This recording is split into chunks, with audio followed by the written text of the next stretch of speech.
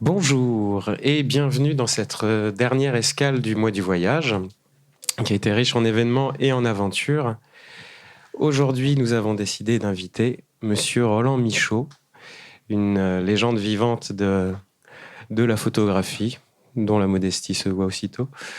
Nous sommes déjà absolument ravis que vous ayez pu vous dégager pour venir nous voir. C'est vraiment un grand honneur pour nous. Vous venez aujourd'hui pour nous présenter ce magnifique ouvrage, Voyageurs en quête de lumière, qui est une sorte de rétrospective de 70 ans de photographie, si je ne m'abuse.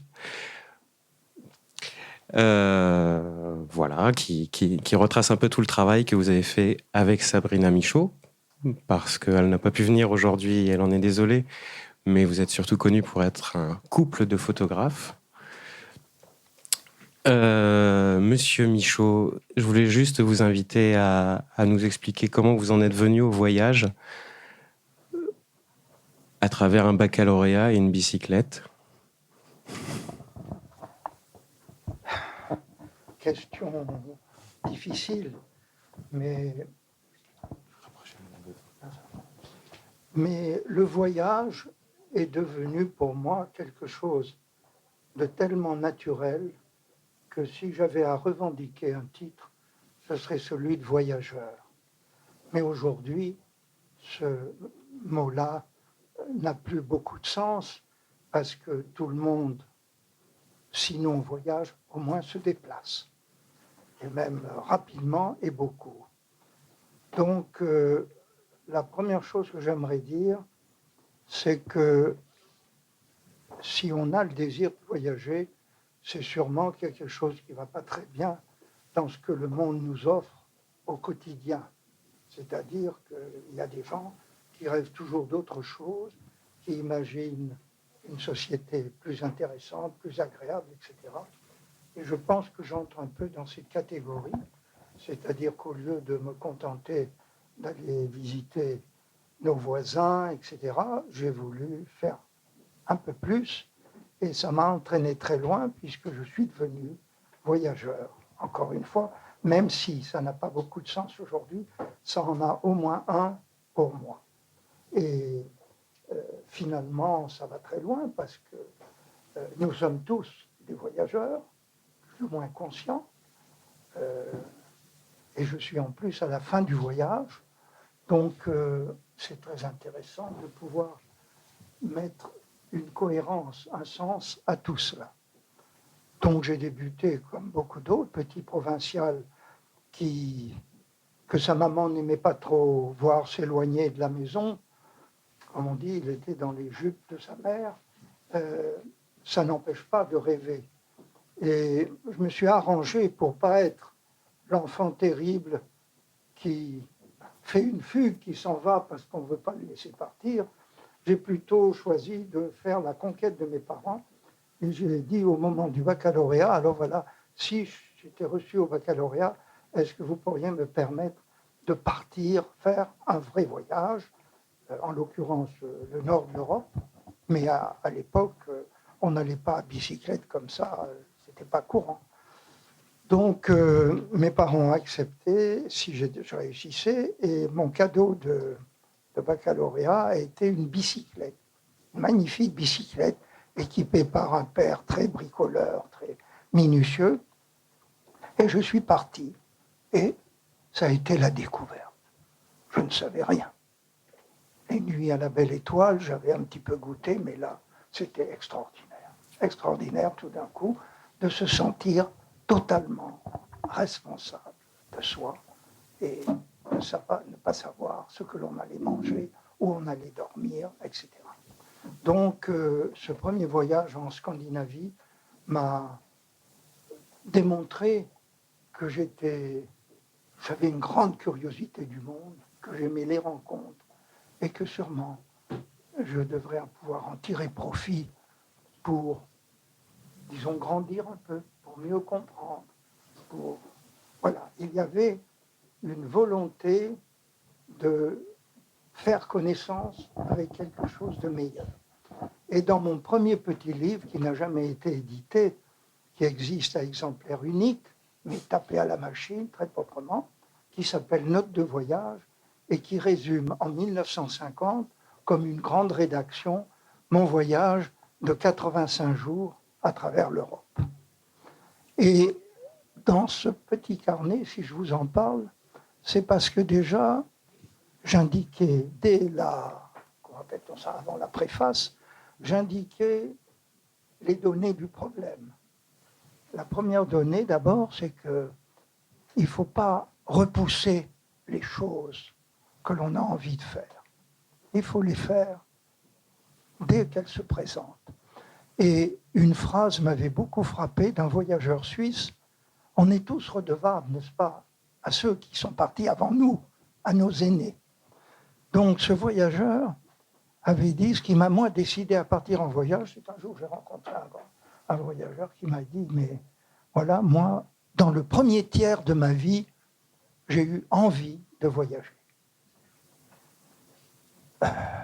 Dans le deuxième tiers, ah oui, alors j'ai eu envie de voyager, mais alors, attends, tout d'un coup, j'oublie la formule. Voilà, c'est la meilleure. Mais moi, c'est que je suis quand même un peu ému d'être devant vous. Voilà, dans le premier tiers d'année, j'ai manqué d'argent pour voyager. Dans le second tiers, j'ai manqué de temps. Et maintenant que j'en suis au dernier tiers et que ni argent, ni temps me font défaut, j'ai perdu l'envie de voyager. Alors, ça m'avait frappé en tant que gamin qui partait à bicyclette. Et la deuxième chose, qui était comme une espèce je sais pas, un peu une devise, je ne sais pas comment on appellerait ça chez les Boy Scouts ou quoi, je disais, voilà, ce qui m'intéresse, c'est ce qui est meilleur que chez moi. Ne vous attendez donc jamais à m'entendre dire c'était moins beau, moins bon ou moins bien.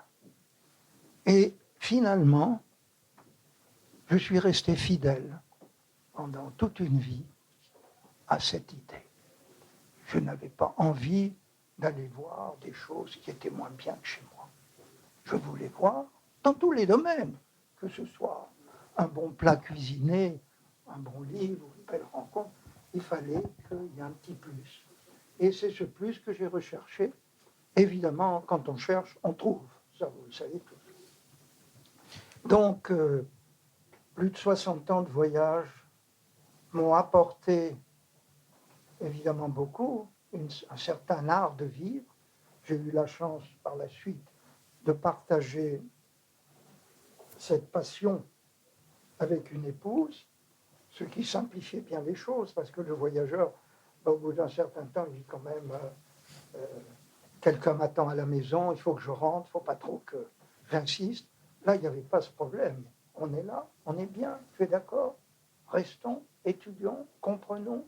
Donc, nous avons pris ce que l'on pourrait appeler de mauvaises habitudes, car le secret qui s'est ouvert subitement, c'est prendre son temps. On ne va pas chez les gens en leur disant bah, « écoutez, non, je regrette, c'est bien gentil ». Et nous avons suivi cette idée qu'il fallait prendre son temps. Alors ça allait jusqu'à... On arrivait en Iran, n'est-ce pas? On est reçu dans une famille, les gens sont tous très gentils. Les gens sont toujours très gentils pour le voyageur. Le voyageur a un immense privilège. Il ne rencontre pas les méchants. Les méchants, ils ne s'intéressent pas aux voyageurs. Ils ne rencontrent que ceux qui sont un peu plus ouverts, un peu plus gentils, toujours ce plus que je recherchais.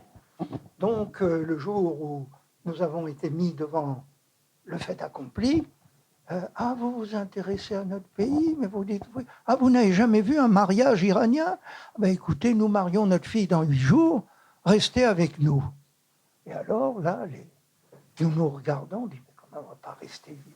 Eh bien, si, il fallait rester 8 jours. Et c'est ce que nous avons fait assez régulièrement, de toujours saisir les opportunités, car les choses ne se représentent jamais deux fois, de la même façon. Et on pourrait écrire aussi un livre sur les regrets de ce que l'on n'a pas fait, de ce que l'on a refusé. Et tout non dans la vie, c'est une catastrophe. On ne sait pas ce qu'on loupe, on ne sait pas ce que l'on perd. Donc, il faut apprendre à dire oui, à être disponible. Évidemment, on ne peut pas toujours l'être, mais disons que pour nous, ça a été très important. Et le résultat des courses, eh bien, c'est que nous avons appris beaucoup de choses, évidemment. Et entre autres, ce qui nous intéressait, c'était un art de vivre meilleur. Car j'étais doué d'une très forte critique sur la société qui m'habitait déjà, il y a 60 ans. Je trouvais que tout allait trop vite, que voilà, les gens n'avaient pas le temps, enfin bref. Et alors, ça a empiré, mais vous ne pouvez pas savoir. Vous ne pouvez pas savoir. Aujourd'hui, c'est terrible. C'est en 1950 que vous disiez ça, dans les années 50 déjà. Aujourd'hui, je vous donne tout d'un coup la contrepartie, le côté négatif de cette histoire. Parce qu'il est sans doute négatif. Il n'est pas pour moi, mais vu de l'extérieur, il est négatif. C'est que quand vous apprenez des tas de choses intéressantes, un meilleur art de vivre, que vous enviez telle civilisation parce que ça, ils savent mieux le faire que nous, etc., eh bien, vous êtes marqué, vous êtes reconnaissant. Et vous arrivez dans un monde où il faut mettre en question tout ça. Tout ce que vous avez appris, ça ne vaut rien. Parce que tout d'un coup, il y a l'Internet, il y a les mobiles, il y a le e-mail. Et j'ai eu, je ne sais pas si je tiendrai jusqu'au bout, mais j'ai eu la chance, je crois que c'est une chance finalement quand même pour moi, de tenir le coup et de renoncer à ces choses si pratiques, si extraordinaires. Bien sûr, elles sont extraordinaires. Pour moi, qui ne les pratique pas, c'est de la magie. Et de ne pas les pratiquer, je me prive de quelque chose de très important. Ne serait-ce que pour prendre un billet de train, voilà, il faut aller à la gare. Vous voyez, la vie est beaucoup plus difficile. Mais, en même temps, elle garde toute sa saveur. Quand on donne un rendez-vous, c'est un rendez-vous, on ne va pas changer parce qu'on a la facilité de dire, écoute, je serai un peu en retard. Ben non, on n'est pas en retard. Il ne faut pas être en retard. Il faut être au rendez-vous au bon moment. Donc, toutes ces choses-là qui sont un peu ancienne école, mais je suis reconnaissant à mes parents, qui étaient des gens simples, de m'avoir donné au moins une éducation qui m'a permis de tirer le meilleur parti de ce que je voulais faire. Évidemment, on ne devient pas photographe comme ça, et quand je suis allé enquêter, alors bien après, évidemment, la bicyclette, après avoir été prof d'anglais, j'ai dit, mais voilà, tu aimes les voyages, il faut trouver un métier qui te permette de voyager, mais de voyager avec une marge de manœuvre, avec la liberté dont je vous parle, le temps. Or, il y a des gens qui voyagent, mais ils n'ont toujours pas le temps. Ils sont demain à Tokyo, et puis voilà, c'est 24 heures, c'est 48 heures, c'est une semaine, mais c'est pas sérieux, c'est pas sérieux. On n'entre pas dans une culture étrangère sans une immense curiosité, une immense bonne volonté et le temps de jouer le jeu. Alors, c'est quelque chose que vous avez initié beaucoup, cette oui, manière. Alors, il se trouve, ça c'est un cadeau, la cerise sur le gâteau, comment dire, c'est qu'il se trouve que nous avons, paraît-il, par nos livres, fait rêver les plus jeunes qui ont dit, c'est peut-être pas une mauvaise solution, et si on emmenait notre petit ami avec nous, et puis si on essayait la photographie. Enfin voilà, nous avons, sans le vouloir, parce que c'est maintenant qu'on vient nous dire, depuis un certain temps, mais nous avons initié énormément de vocations. Certains, bien sûr, ça a été le voyage d'un jour, d'une année, mais d'autres on fait la même chose que nous, les Éric Valli, les Olivier Felmy, nous sommes des précurseurs, nous sommes juste venus un peu avant. Donc ça c'est intéressant aussi parce que ça n'a pas de fin. Alors vous voyez, moi je n'ai pas email, mais il y a quelques semaines, j'ai reçu la lettre d'un de mes anciens élèves. Quand j'étais professeur à Janson de Sailly, j'enseignais l'anglais. Et cet élève que je suis incapable, bien sûr, de remettre physiquement, c'est un élève, oui, le nom, oui, ça me dit quelque chose, mais ça ne va pas très loin. Cet élève ne m'a jamais contacté, et 40 ans après lui avoir enseigné l'anglais, en 6e, 5e ou 3e, peu importe, il m'envoie une lettre, très belle lettre, mon cher professeur. où il m'explique qu'au-delà de l'enseignement que je lui ai donné de ce qui était ma spécialité, l'anglais, oublions, n'importe qui pouvait le faire. Mais je lui ai insufflé, comment dit-on, je lui ai collé ce virus du voyage. Et il me remercie pour cela aujourd'hui, en m'expliquant son parcours, comment ça s'est déroulé, et le temps qu'il a mis pour trouver sa voie, pour trouver les pays qu'il avait envie, quel genre de climat, de contexte. Et il me remercie amplement. Alors, vous voyez, mais ceci dit, donc je n'ai pas ces moyens et je survis quand même. Mais c'est quelque chose d'épouvantable en soi, parce qu'il m'est arrivé d'être attendu par des gens pour un colloque ou je ne sais quoi à Lille. Les gens n'étaient pas là, il y avait là. Je n'ai pas d'adresse, je n'ai pas de portable, je n'ai rien. Je suis un naufragé. Et je vais au kiosque de la gare, je dis, donc là, en ce moment, je viens pour un colloque de journalistes là à Lille, vous devez connaître, il doit bien y avoir un quartier général, je vais m'y rendre parce que voilà, je suis naufragé, venez m'attendre, ce soir je dis quelques mots, je signe un livre, enfin bref. Et le monsieur me dit, mais monsieur, je ne suis pas au courant. À Lille, c'est une grande ville, Lille. À Lille, nous avons des colloques toutes les semaines. Et c'est là, si vous voulez, où vous recevez un certain nombre de gifles. Bon, tout se dénoue finalement. Hein. Je suis parti, on a retrouvé. Mais quelquefois, c'est très dur. C'est très dur d'être amené à déranger quelqu'un dans une petite gare en France qui a un portable en disant excusez-moi, pourriez-vous, je suis en panne. Heureusement, ça n'arrive pas tous les jours. Mais vous voyez, ce sont des instruments qui sont devenus nécessaires, indispensables, mais en même temps qui vous causent un certain souci, qui vous transforment peut-être pas dans le sens que je souhaitais.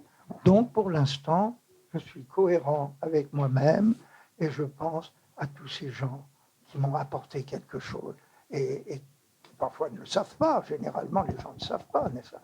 Les gens qui vous apportent quelque chose, c'est un vrai cadeau parce qu'ils ne savent pas. Alors, par exemple, la couverture de ce livre, cet homme qui respire une fleur, c'est un homme qui est entré en moi à partir du moment où je l'ai vu visuellement d'abord et toutes les questions.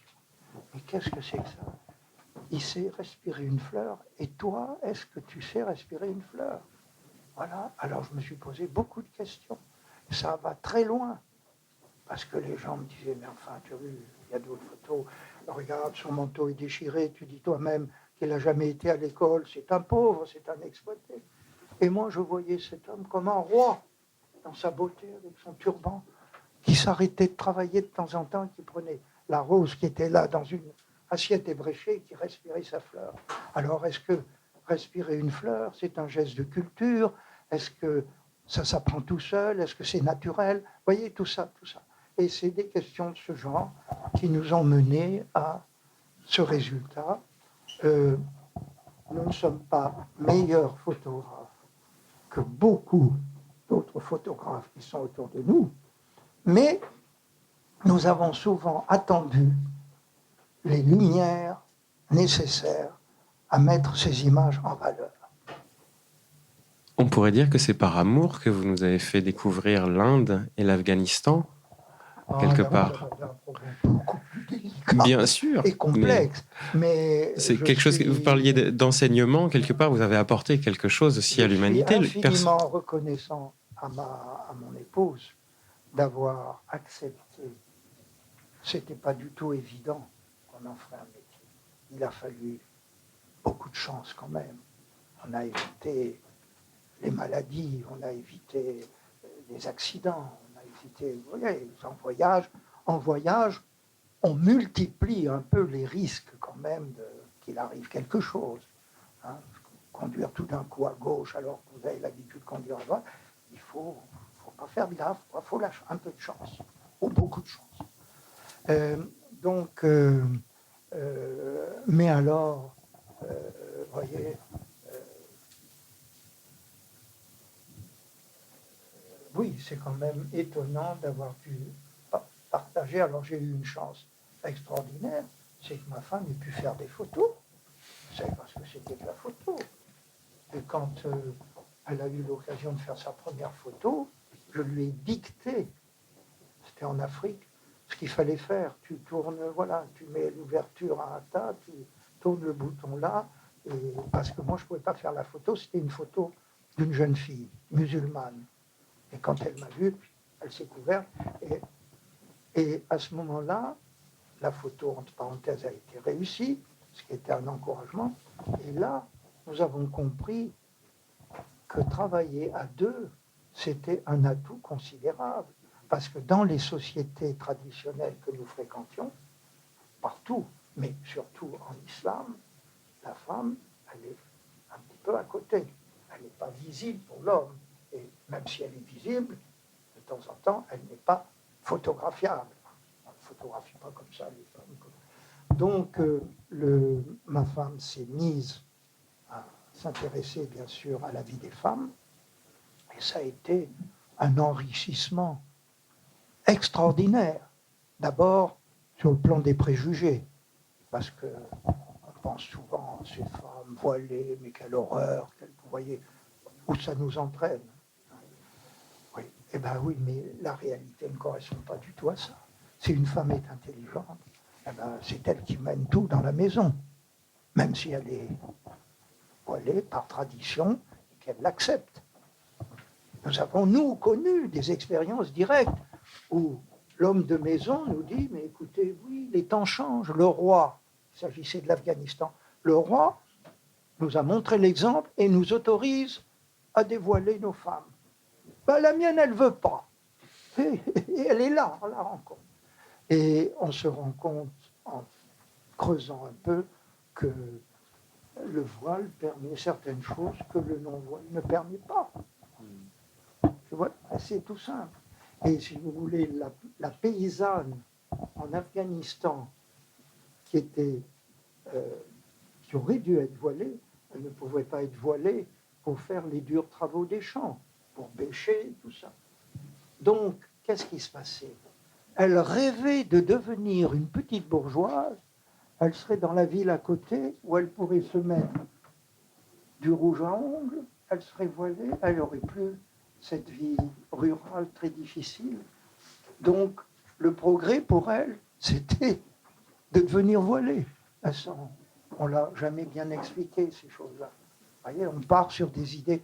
C'est très difficile quand on a la chance d'entrer un peu en profondeur dans une culture, très vite, on se rend compte que la réalité que vous découvrez, vous, n'a rien à voir avec ce que vous avez lu et qui vous a frappé, et qui a pu être très intéressant, qui vous a même inspiré, mais qui parfois a été écrit un peu rapidement. Si le monde était plus normal, nous devrions savoir ce que sont les Indiens, les musulmans, les Chinois, un peu, grosso modo, connaître leurs points forts, leurs qualités et leurs points faibles. Et comme il faut qu'on s'entende, parce qu'on ne peut pas passer son temps à se faire la guerre, c'est très important de les comprendre. Mais qu'est-ce que c'est que cette mondialisation? C'est qu'une question de fric. Il n'y a pas de mondialisation. Enfin, je caricature, mais au plan culturel, on ne fait pas grand-chose. Ah oui, bien sûr, les musiciens, ils se retrouvent, parce que la musique, c'est une langue universelle. Là, alors là, il n'y a plus de chinois on parle le même langage. Mais c'est triste. Si vous voulez, nous avons des possibilités extraordinaires, des inventions, mais le reste ne suit pas. Et on n'a pas fait nos journées plus grandes que 24 heures. Donc nous sommes coincés par le temps et jamais les gens n'ont été aussi tendus, oui, malheureux, alors qu'ils ont tout. Et en venant aujourd'hui vous voir dans le métro, serré, hein, la ligne, il y a du monde. Eh ben, il y avait une famille qui passait, un enfant de 8-10 ans, le père et la mère, avec un tableau qui disait « Nous sommes Syriens », tout ça. Enfin, et vraisemblablement, j'en sais rien, il s'est complètement perdu, personne ne regardait, personne, il ne demandait rien, mais voilà, il voulait sans doute attirer l'attention.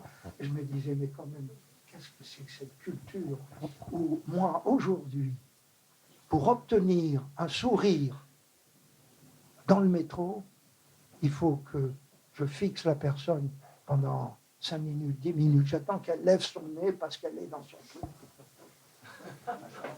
C'est lamentable quand vous voyez ça de mon côté. C'est enfin, c'est toi qui es malade. Les gens ils sont ailleurs. Et attention, c'est un phénomène mondial. Ce qui est terrible. Moi, j'ai essayé de faire des différences avec les cultures parce que ce qui m'intéressait, c'est les ressemblances.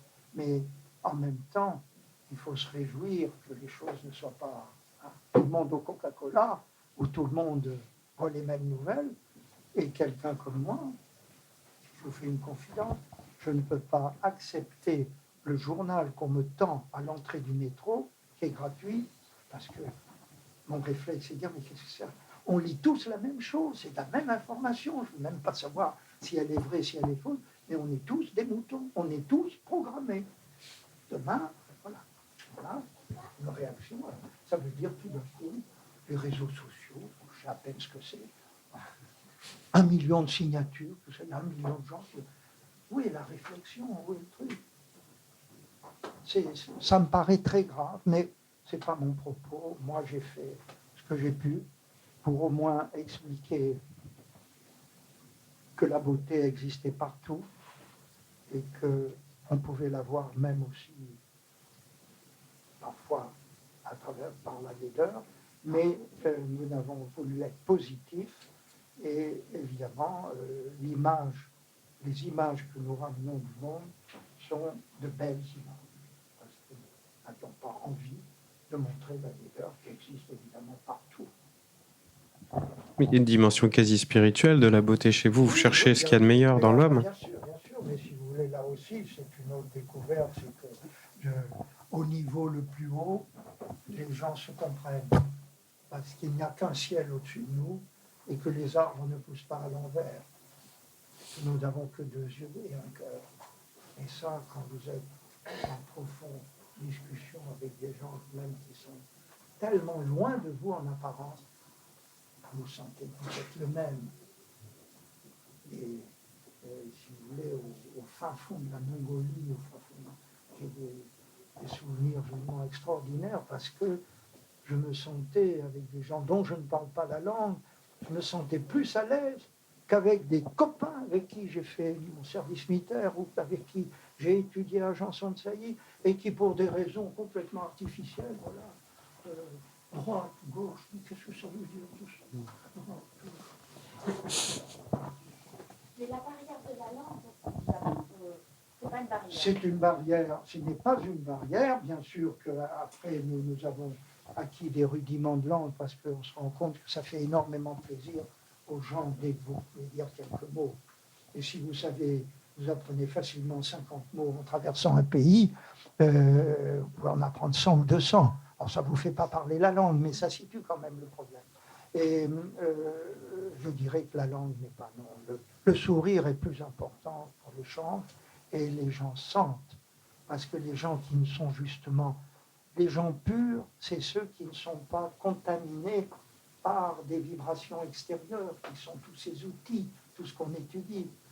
Moi, il m'est arrivé de photographier des gens où je me disais, mais pourquoi pas pourquoi je les photographie, pourquoi ils te laissent, ils se laissent photographier par toi. Ils ne savent rien de toi, ils ne savent pas ce que tu vas faire, ils verront, même souvent, ils ne verront pas les photos, etc. Eh bien, je pense qu'à un autre niveau de vibration, c'est des gens qui ont une autre fille qui sentaient que je ne faisais rien de mal et peut-être quelque chose de bien. Parce que je rapporte ici, c'est pas Roland Michaud qui compte, c'est l'homme qui sait respirer une rose, c'est l'Afghan. Et ça, c'est une image forte d'Afghanistan. Parce qu'au moment de la saison des roses, dans les bazars, ils étaient tous artisans et marchands avec leurs roses, ils s'arrêtaient de temps en temps, et voilà, c'était un geste de culture. Nous, on n'a pas le temps de respirer les fleurs.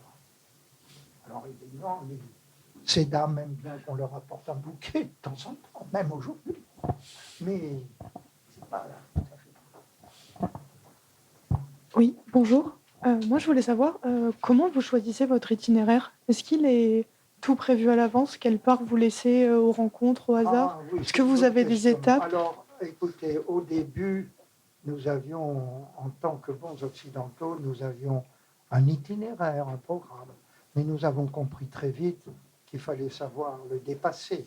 Parce que quand vous apprenez, vous êtes dans une ville, et votre chemin est comme ça, mais à 50 km de là, ou 20 km ou 200 km, il y a un événement important ou quelque chose d'important pour vous, il ne faut pas passer à côté. Alors aujourd'hui, par exemple aujourd'hui, si vous me demandez peut-être que l'été prochain, je retourne en Inde pour travailler sur la mousson, vous savez, le phénomène des grandes pluies, qui est un thème sur lequel je travaille depuis des années, que je n'ai pas réussi comme je voudrais. Et donc, j'aimerais faire un livre qui ne se fera peut-être jamais, mais je joue le jeu. Bon. Dans mon entourage, même mes proches, alors où vas-tu? Je vais en Inde. Ah mais où? Mais je ne sais pas, puisque je dépends entièrement d'un phénomène climatique qui n'est pas précis. On va là, il pleut plus, il faut aller là-bas, c'est à 200 km. On peut pas, on ne sait pas, malgré les progrès de la science, on ne sait pas, il y a des mauvaises moussons, elle n'est pas ci, elle n'est pas cela, c'est un casse-tête, on y va. Donc, moi j'arrive et je me renseigne. Si on me dit, non, là-bas c'est la grande sécheresse, si je veux des photos de sécheresse, je vais là-bas, vous voyez.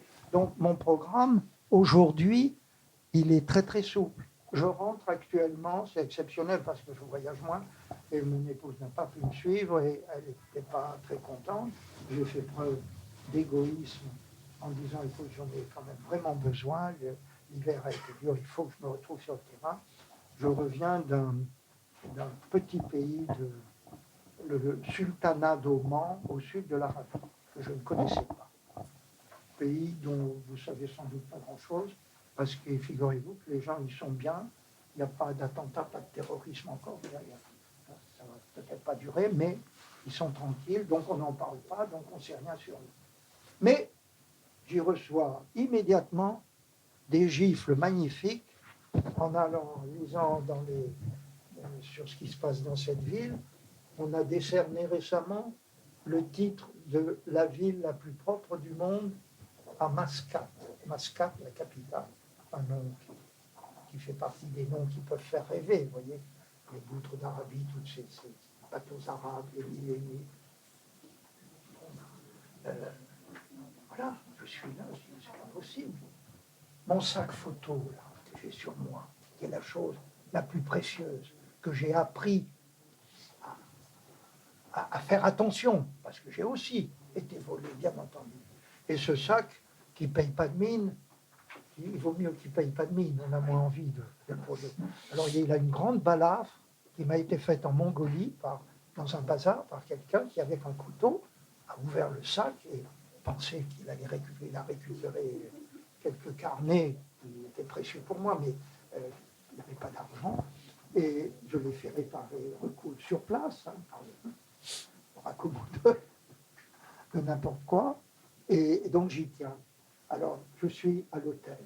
Je suis dans des petits hôtels. Les grands hôtels, je n'ai ni les moyens, et surtout pas envie, parce que c'est la banalité, la platitude même. Rien. Les gens sont là, ils attendent votre pourboire, ça n'a aucun intérêt. Ils ne savent pas ce qui se passe dans leur ville. Vous ne pourrez pas leur dire, mais il n'y a pas tel jeu qui se dit. Ils ne savent pas. Donc, je suis dans des petits hôtels et je sors de ma chambre, j'apporte mon sac à la réception, je dis voilà, je sors, je vous laisse mon sac parce que c'est très précieux. Mais monsieur, pourquoi vous ne le laissez pas dans la chambre? Ah, mais je suis très prudent. Ah, mais monsieur, ici, nous vous garantissons, il n'y a pas de problème, vous pouvez le laisser dans la chambre. Et je remonte mon sac à la chambre. Alors voilà, j'arrive d'Oman, vous voyez, avec ce qui se passe actuellement dans le monde musulman. Et à Paris, je ne me permettrai pas de laisser mon sac dans la voiture, bien entendu. Donc, partout, si vous voulez voir le positif, vous trouvez le positif. Vous avez vu beaucoup de... Enfin, ça fait longtemps que vous nous avez même fait découvrir pour beaucoup l'Afghanistan et l'Inde. Parce que je voulais juste vous inviter à en parler, surtout de l'Inde, parce que ça vous L'Inde, si parcourt vous beaucoup. voulez, Et sa découverte par vous c'est un aussi. pays, c'est pas un pays, c'est le monde, c'est le résumé du monde. C'est là où sont réunis le meilleur et le pire, les plus grands extrêmes, tout ça mélangé d'une façon incroyable, qui subsiste à travers les siècles et même les millénaires, avec une tolérance qui devient de moins en moins évidente, parce qu'il y a des extrémistes partout, même chez les hindous maintenant, alors que les hindous...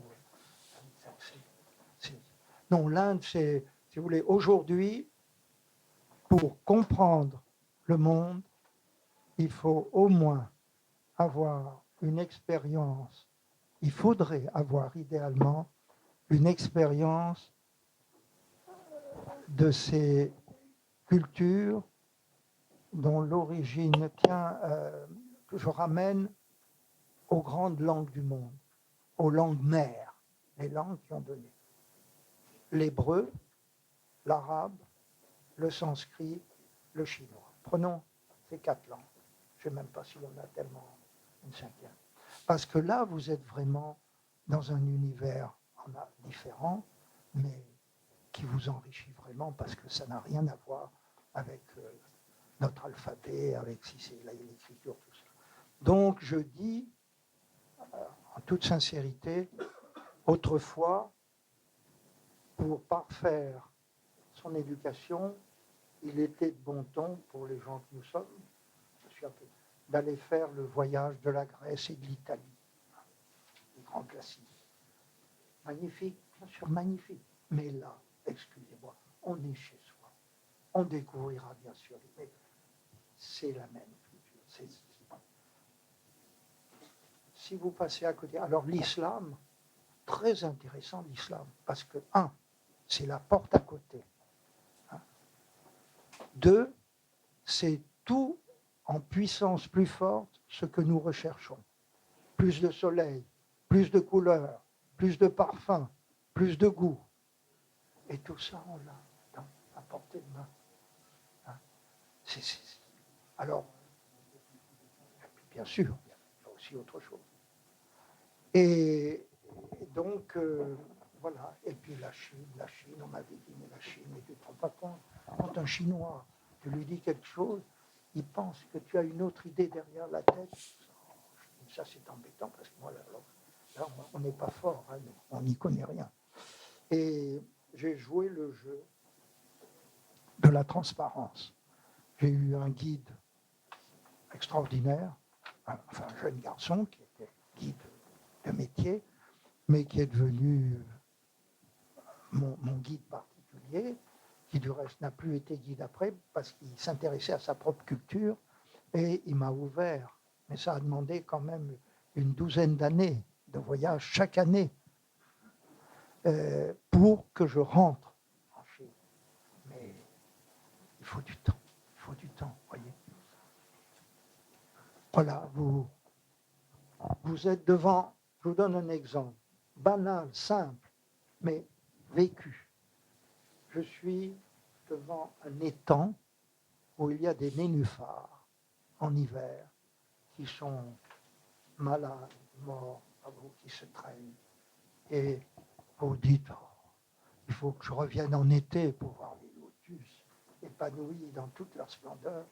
Et bon, on reviendra l'été. Mais, comme j'ai la chance d'être avec un calligraphe et un peintre, et que je pose beaucoup de questions, et que j'ai lu, etc., je dis, mais quand même, c'est étonnant, pourquoi les peintres chinois se sont emparés comme thème, un des thèmes récurrents, c'est la peinture de lotus. Mais il y a plus de peintures de lotus fanées que des beaux lotus épanouis. Alors je me pose la question, et je pose. Eh bien, c'est que le Chinois a fini par voir, ou a vu très vite, une beauté dans le lotus fané qui est peut-être plus importante que le beau lotus épanoui. Nous voyons, vous comprenez. C'est exactement la même chose.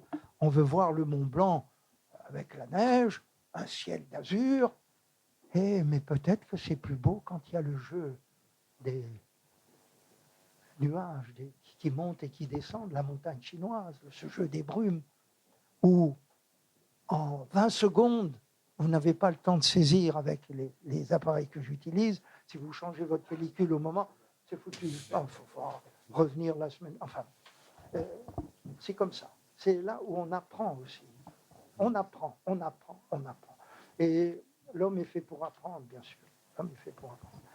Mais j'ai rien à prouver. Simplement, il se trouve que, ayant eu la chance de vivre quand même un métier passion qui est devenu la passion aussi d'autres,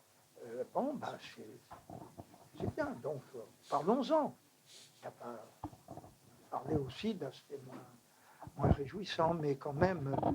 Alors donc, il faut aujourd'hui connaître au moins l'Inde, parce que l'Inde est très ouverte pour l'instant. Et puis, la Chine, c'est un peu compliqué avec la langue quand même aussi. Mais là... C'est beau parce que je crois que la photo la plus connue que vous ayez fait, c'est une photo où il y a beaucoup de poussière. Ah oui, parce que j'aime bien les ambiances. Oui, oui.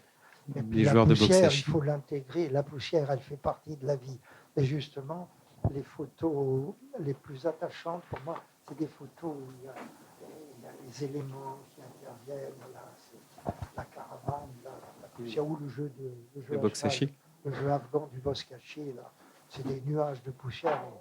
Vous ne voyez plus rien, mais quand vous recommencez à voir, il y a de belles ambiances. Vous avez d'autres questions? Vous êtes sûr qu'il n'y a pas une dernière question là? Allez. La question qui fâche. En tout cas, moi je suis très content de ce public. Là, ils ont été très bien, ils m'ont pas chavité. Très poli. Voilà, parce que je ne suis pas du tout conférencier, je ne fais pas de conférence, j'ai fait des trucs comme ça, j'en ai fait, je crois que j'en ai pas fait plus d'une douzaine dans ma vie. Eh bien, merci énormément. Alors. Merci de nous avoir fait partager. Vous savez aussi que l'ennemi de l'homme, c'est l'ego. Alors, il ne faut pas applaudir parce que ça fait gonfler les chevilles. Après, les gens pensent qu'ils sont quelqu'un, alors qu'ils ne sont pas du tout. Si vous voulez vous faire dédicacer quelques ouvrages, Monsieur Michaud pourra le faire. Merci à tous d'être venus. Merci Monsieur Michaud d'avoir honoré cette invitation.